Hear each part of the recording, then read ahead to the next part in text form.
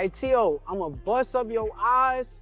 I'm gonna whoop your ass and I'm gonna beat the shit. You better be ready, boy. Shakur Stevenson is sending a clear warning to Teofimo Lopez. He believes this is his moment, and anyone standing in front of him is about to find that out the hard way. He was locked in, I was locked in. I think Tio is coming to bring his best. All that shit is overrated. I think on fight night, if you come at your best and prepared, is all that really matters. My boxing IQ going to take it up levels and levels and levels after that. From his own point of view, Stevenson feels like everything in his career has lined up perfectly. Mentally, physically, and tactically, he sees himself operating at a level he hasn't reached before. There's no sense of uncertainty or hesitation in how he views this stage of his journey. Instead, there's a calm confidence that comes from years of preparation and experience. He doesn't frame his goals around simply getting his hand raised. For him, winning isn't enough. The real aim is to strip opponents of their confidence, control every second of the fight, and make it obvious that he's the superior boxer in every department. That mindset follows him as he prepares to face Teofimo Lopez in Las Vegas,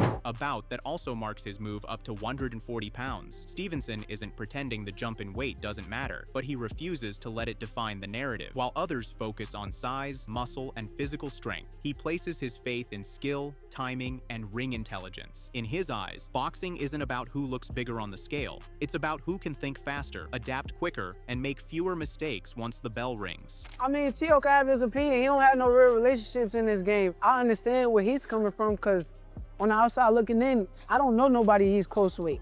The people that been around me, we've been helping and pushing each other to these next levels. So we done build bonds and relationships.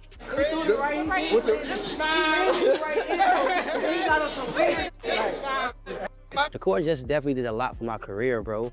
And everything was genuine. January 31st, they're gonna see the two of the best fighters in the sport of boxing. I'm not paying attention to Teofimo, bro. I don't care about Teofimo. At the end of the day, Teofimo is terrified of me. He's gonna want to make this a firefight, but I think that's gonna be his downfall. It ain't me more so proving it to myself. It's more so just stamping it, like cementing it in my legacies. I think with the guys that he fought, they either had this, but they didn't have that. And when he's fighting me, I got this, I got that.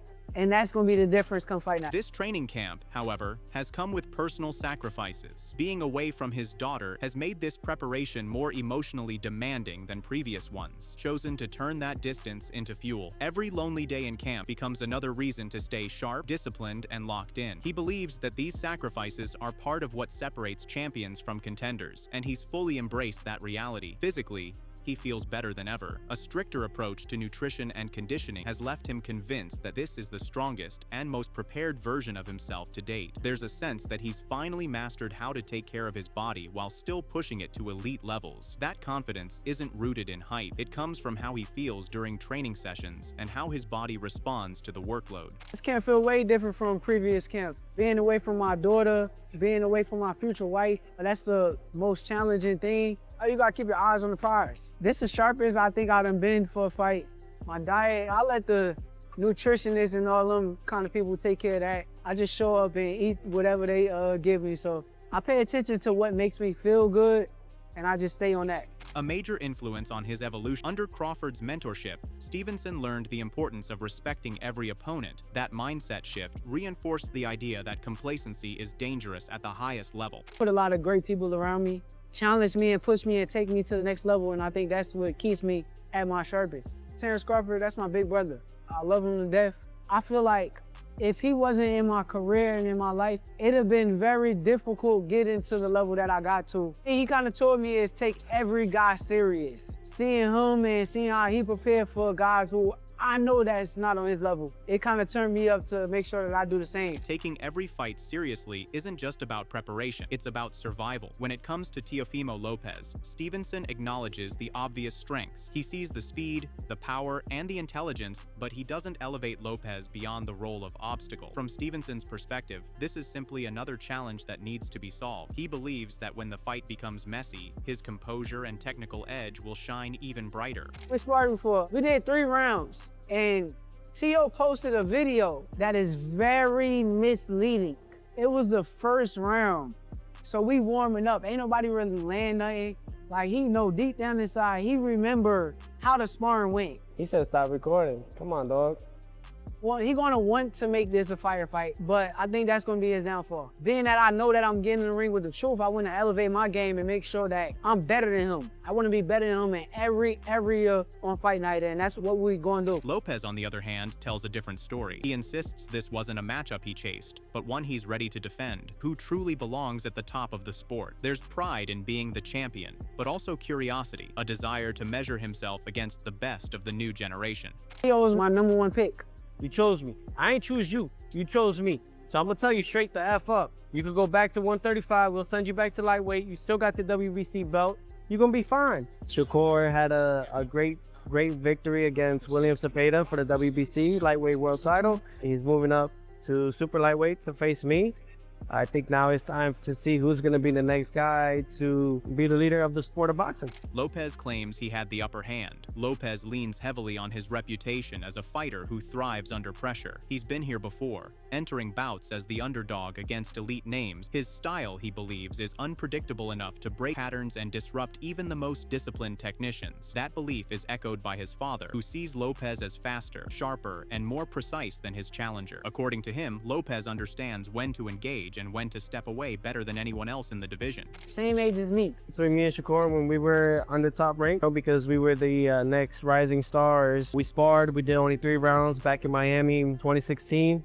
I was getting the best out of him. Teo posted a video that is very misleading. It was the first round. So we warming up. Ain't nobody really land nothing. Like, he know deep down inside, he remember how the sparring went. People would have seen more if he wouldn't have told me to stop, so you know what happened.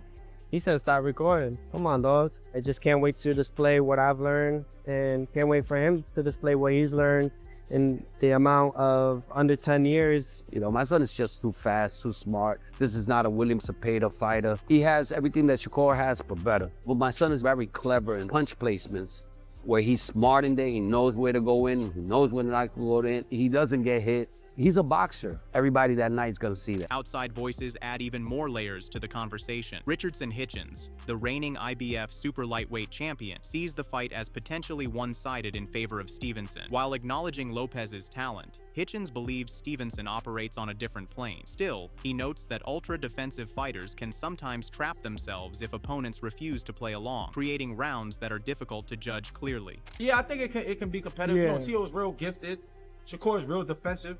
And you know, I feel like when a fighter is super defensive, it can play against you also, you know, because if you go in there trying to be really defensive, it can play against you. But Shakur's a high level boxer, and Teo ain't on Shakur level. Teo know that, and like I told Teo when I see him, I said it's different.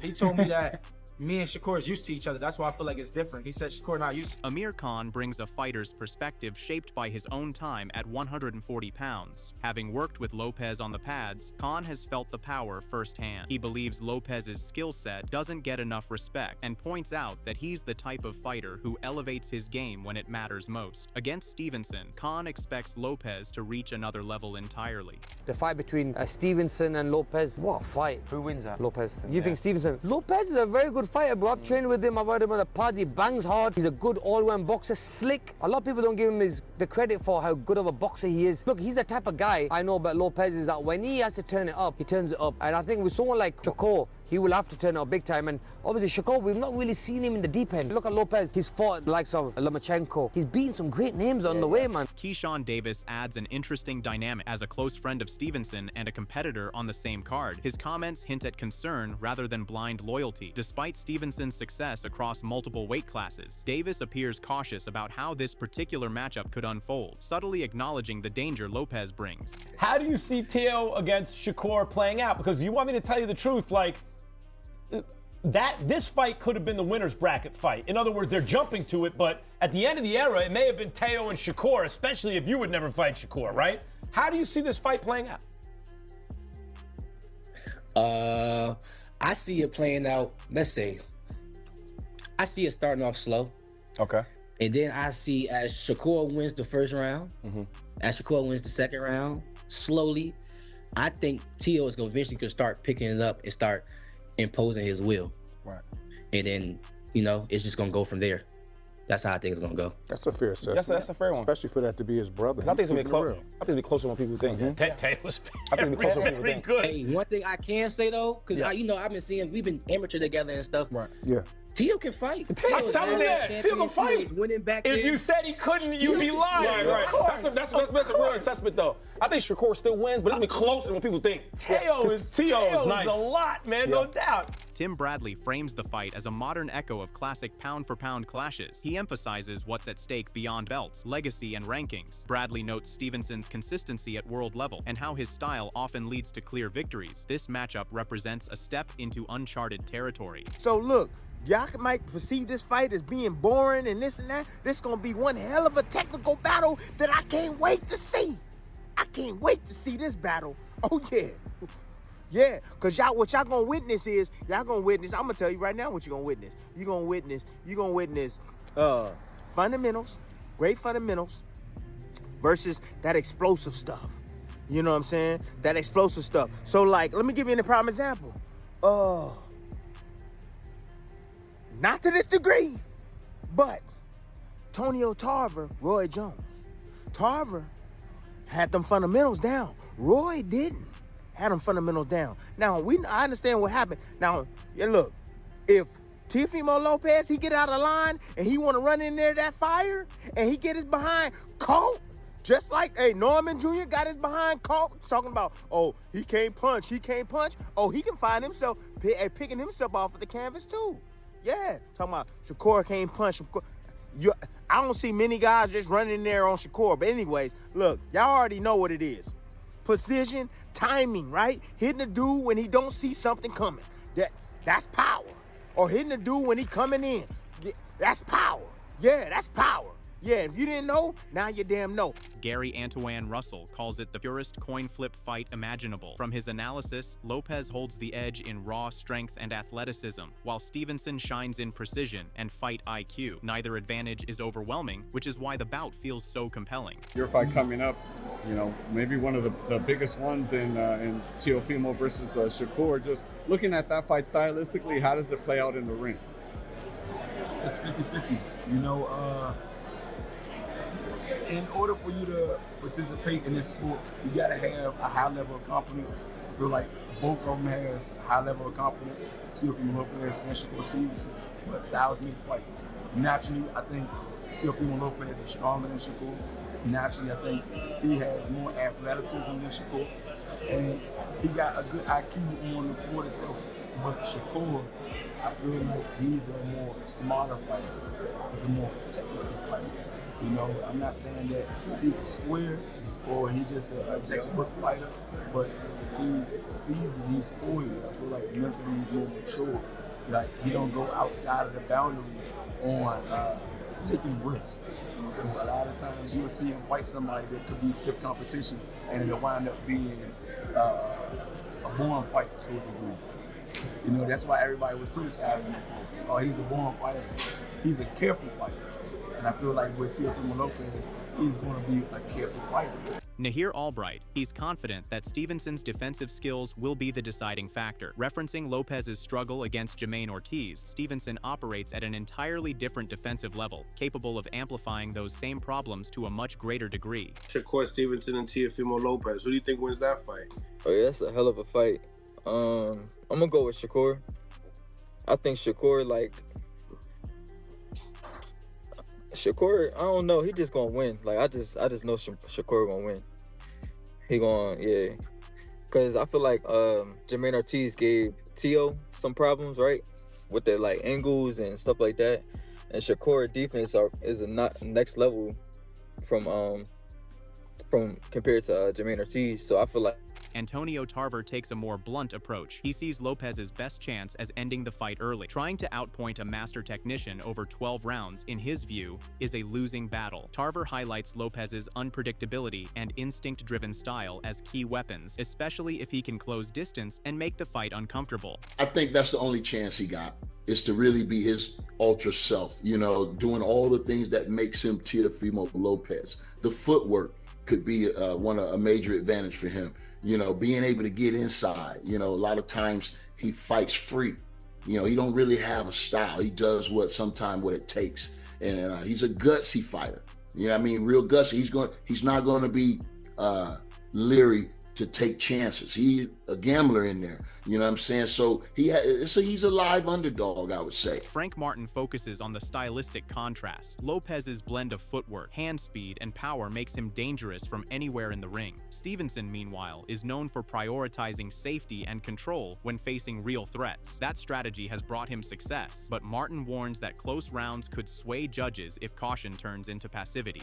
Man, that fight right there, I think this is gonna be like I think this is gonna be Shakur like best opponent for him, style-wise and all of that. Just because I feel like they match him up perfect. You know, he a good fighter. You know, he a great boxer, but they match him up perfect. And I feel like Teofimo, he got a little bit of everything. You know, he got like good feet. He got speed, power. I don't know. I don't know how I see that fight. I don't know how I see that fight, man. You think it's gonna be different, you know? I don't see it being like we see what Shakur do when he fight a puncher. You know what I'm saying? When he fought De Los Santos, he stayed out of the way. You know, he ain't want to get hit. Man, it's a good fight. But then we've also seen That's a good Teo fight. struggle against boxers too, right? So that's what makes it interesting. To your point about De Los Santos and Shakur. And then on the other side, Teo, when he's Sandor Martin or guys giving him movement, he seems to struggle with that too. So I think that's a good matchup. That fight can go either way. I ain't leaning like that fight can go to either one of them. They both hella skilled. It's like respectfully 50-50.